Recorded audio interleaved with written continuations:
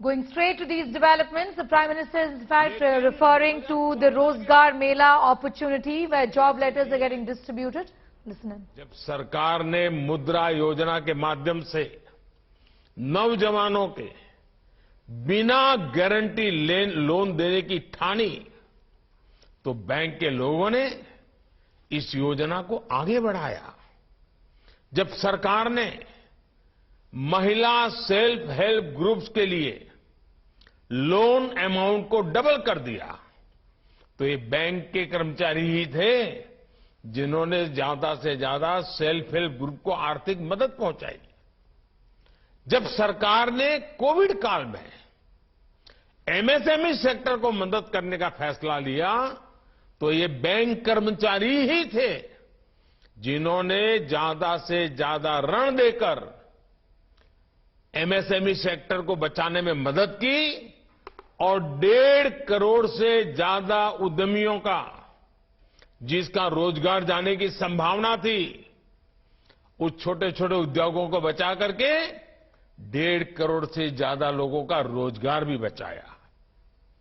जब सरकार ने किसानों के बैंक खाते में सीधे पैसे भेजने के लिए प्रधानमंत्री किसान सम्मान निधि योजना शुरू की, तो ये बैंक कर्मी ही है जिन्होंने इस योजना को टेक्नोलॉजी की मदद से सफल बनाने में कोई कसर नहीं छोड़ी।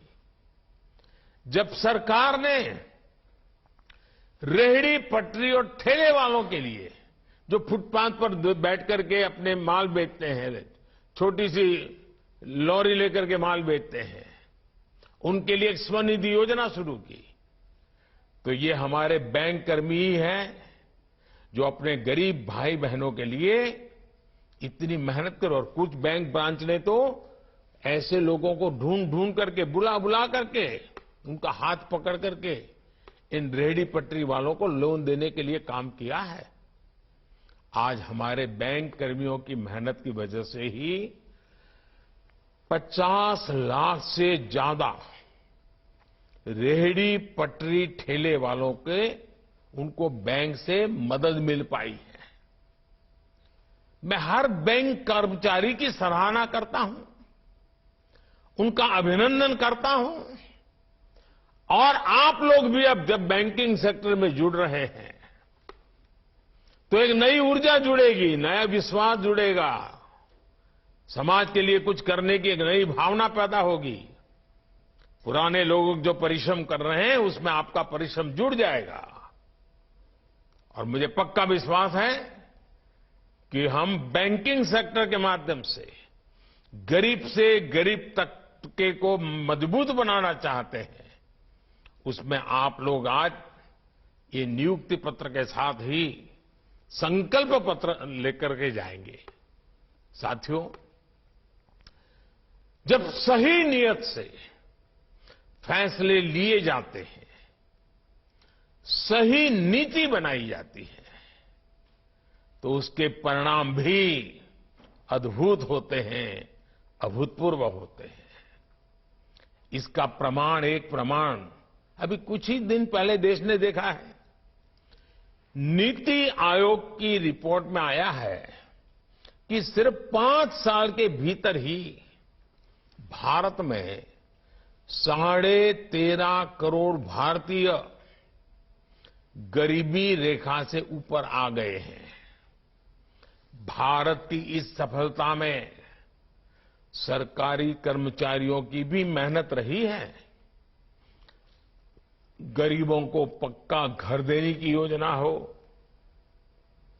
गरीबों के लिए शौचालय बनाने की योजना हो, गरीबों के घर में बिजली कनेक्शन देने की योजना हो, ऐसी अनेकों योजनाओं को हमारे सरकारी कर्मचारी ही गांव-गांव, घर-घर, जन सामान्य तक लेकर गए।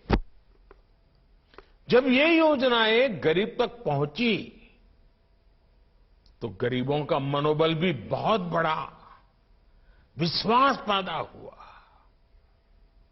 ये सफलता इस बात की प्रतीक है कि हम मिलकर भारत से गरीबी दूर करने के प्रयास बढ़ाएं तो भारत से गरीबी पूरी तरह से दूर हो सकती है।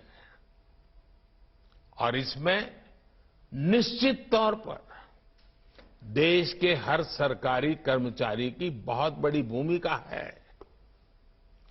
गरीब कल्याण की जो भी योजनाएं हैं, आपको खुद भी उनके प्रति जागृत रहना है और जनता को भी उससे जोड़ना है। साथियों, भारत में कम होती गरीबी का एक और पक्ष है। कम होती गरीबी के बीच देश में नियो मिडिल क्लास का लगातार विस्तार हो रहा है। इससे रोजगार के नए अवसर बन रहे हैं।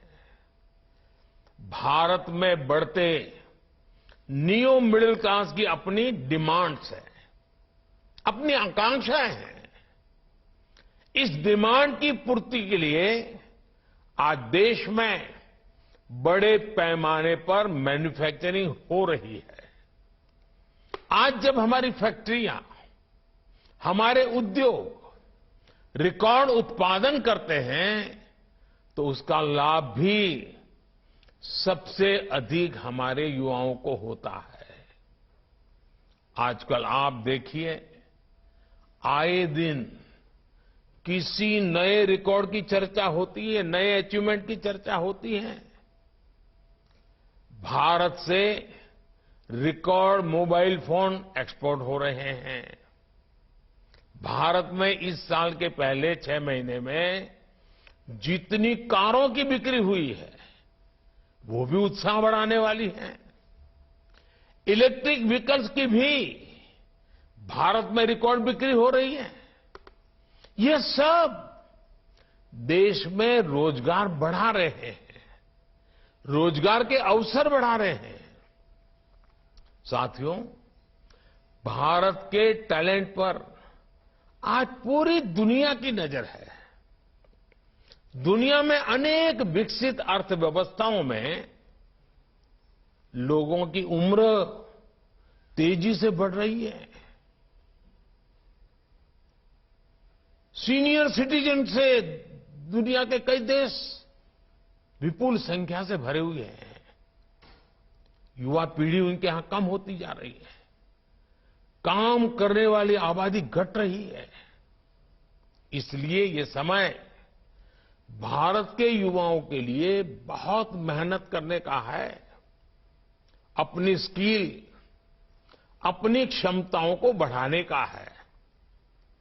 हमने ये देखा है कि भारत के आईटी टैलेंट की, डॉक्टरों की, नर्सों की और हमारे गल्फ कंट्रीज में तो कंस्ट्रक्शन की दुनिया में काम करने वाले हमारे साथियों की कितनी डिमांड रही है। भारतीय टैलेंट की इज्जत हर देश में, हर सेक्टर में लगातार बढ़ रही है। इसलिए पिछले 9 वर्षों में सरकार का बहुत बड़ा फोकस स्किल डेवलपमेंट पर रहा है। पीएम कौशल विकास योजना के तहत लगभग 1.5 करोड़ युवाओं को ट्रेनिंग दी जा चुकी है। सरकार 30 स्किल इंडिया इंटरनेशनल सेंटर भी स्थापित कर रही है ताकि हमारे युवा ग्लोबल अपॉर्चुनिटी के लिए तैयार हो सके। आज देश भर में नए मेडिकल कॉलेज, नई आईटीआईज, नई आईआईटी, टेक्निकल इंस्टीट्यूट्स बनाने का भी अभियान जोरों पर चल रहा है। 2014 तक हमारे देश में करीब 380 मेडिकल कॉलेज ही थे। पिछले 9 वर्षों में ये संख्या 700 से अधिक हो चुकी है। इसी प्रकार नर्सिंग कॉलेजों में भी बहुत बड़ी बढ़ोतरी हुई है। ग्लोबल डिमांड को पूरा करने वाली स्किल्स भारत के युवाओं के लिए लाखों नए अवसर बनाने जा रही है। साथियों, आप सभी एक बहुत ही पॉजिटिव माहौल में सरकारी सेवा में आ रहे हैं। अब आप पर भी देश की इस पॉजिटिव सोच को आगे बढ़ाने की जिम्मेदारी है। आप सभी को अपनी आकांक्षाओं को भी विस्तार देने का प्रयास करना चाहिए। नई जिम्मेदारियों से जुड़ने के बाद भी आप सीखने और सेल्फ डेवलपमेंट की प्रक्रिया को जारी रखें। आपकी मदद के लिए सरकार ने online learning platform iGOT Karmayogi तैयार किया है। मेरा आप सबसे आग्रह है कि इस सुविधा का ज्यादा से ज्यादा लाभ उठाने का प्रयास करें।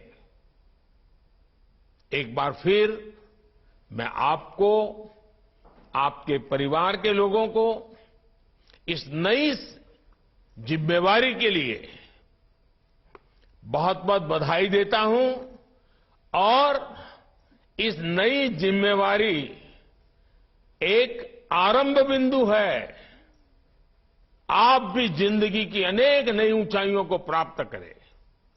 आपके माध्यम से जहां भी आपको सेवा करने का मौका मिले, देश का हर नागरिक अपने सपनों को पूरा करने के लिए आपके कारण बहुत नई ताकत को प्राप्त करें। आप अपने हर सपनों को पूरा करें, संकल्प को पूरा करें, इस जिम्मेवारी को बखूबी निभाएं। इसके लिए मेरी तरफ से आपको बहुत बहुत शुभकामनाएं हैं। बहुत बहुत धन्यवाद।